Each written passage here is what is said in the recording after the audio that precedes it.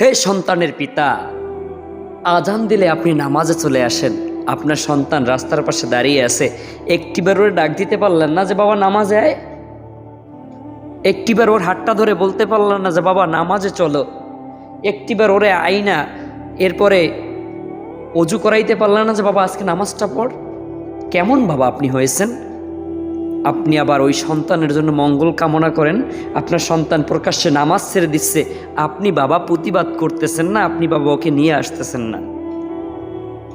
এই সন্তান যখন ভুল করবে, এই সন্তান যখন একটা আকাম করবে, বিভিন্ন খারাপ কাজের সাথে জড়িয়ে যাবে, নামাজ রোজা ইসলামিক শরিয়া বিধানগুলো যখন তিনি অস্বীকার করে অশ্লীল কাজের সাথে যখন জড়িয়ে পড়বে, আপনি তখন বাবা দায়ী হবেন। তখন কিন্তু এই দায়ীগুলো আপনি সন্তানের মাথায় চাপাইতে পারবেন না।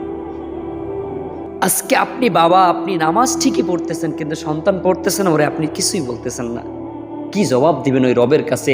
এই সন্তান তো কাল কিয়ামতের ময়দানে দাঁড়িয়ে যাবে আর বলবে যে ইয়া রব, হে আল্লাহ, ইয়া শিবাফ, ইয়া মালিক, আমার বাবা মা আমাকে নামাজের কথা বলে নাই, আমার বাবা মা আমাকে দ্বীনি শিক্ষা দেয় নাই, আমার বাবা মা আমাকে কখনো ভালো কথা বলে নাই, ইহদিনাস সিরাতাল মুস্তাকিমের পথ দেখায় নাই, আমার বাবা মা কখনো আমাকে শাসন করে নাই, আমি যেভাবে মন চাই ওইভাবে চলছি, আমার বাবা মা চাইয়া চাইয়া দেখছে এবং আমার বাবা মা অর্থ যোগান দিয়েছে, আমার যখন যেটা প্রয়োজন হয়েছে ওই শখ মিটিয়েছে, আমার নতুন গাড়ির প্রয়োজন বাবা কিনে দিয়েছে, আমার শার্টের প্রয়োজন বাবা কিনে দিয়েছে, আমার যেখানে যা যাবতীয় খরচ যা কিছু প্রয়োজন সব কিছু আমার বাবা দিয়েছে, অথচ বাবা আমাকে তিনি শিক্ষায় শিক্ষিত করে নাই।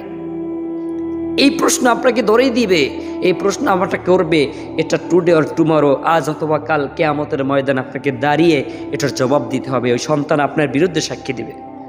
আজকে সন্তান নামাজ পড়তেছেন না বাবা, আপনি চেয়ে চেয়ে দেখতেছেন।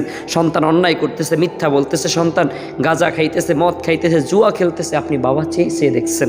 আপনি কেমন বাবা? আপনি তো ওমরের মতো হতে পারেন নাই। হযরত ওমর রাদিয়াল্লাহু তাআলা আনহুর সন্তান নাবিস খেয়েছিলেন, ওই নাবিস খাইতে যাইয়া তৈরি করার পরে দেরি হয়ে গিয়েছিল, খাওয়ার পরে মুখ থেকে দুর্গন্ধ বেরিয়ে এসেছিল, মানুষজন নালিশ দিয়েছে ওমরের সন্তান মদ খেয়েছে, নেশা করেছে। ওমরের শাসন আমলে যখন এই কথা তিনি শুনতে পাইলেন যে তার সন্তানের বিরুদ্ধে এই অভিযোগ এসেছে, নাবিস খাওয়ার অপরাধে তার সন্তানকে একের পর এক বেত্রাঘাত করতে করতে এই দুনিয়া থেকে কবর পথের যাত্রী বানাইয়া দিছে। আপনি বাবা, আপনি মা কেমন হয়েছেন? আপনি তো ওমরের মতো হতে পারেন নাই, আপনি তো ওমরের আদর্শকে তো আপনার জীবনে বাস্তবায়ন করতে পারেন নাই। ওমরের আদর্শের ভিতর থেকে যদি এক বিন্দু পরিমাণ আদর্শ আপনি বাস্তবায়ন করতে পারতেন, তাহলে আপনার সন্তান কশ্চিনকালেও খারাপ কাজ আপনার চোখের সামনে করতে পারতো না।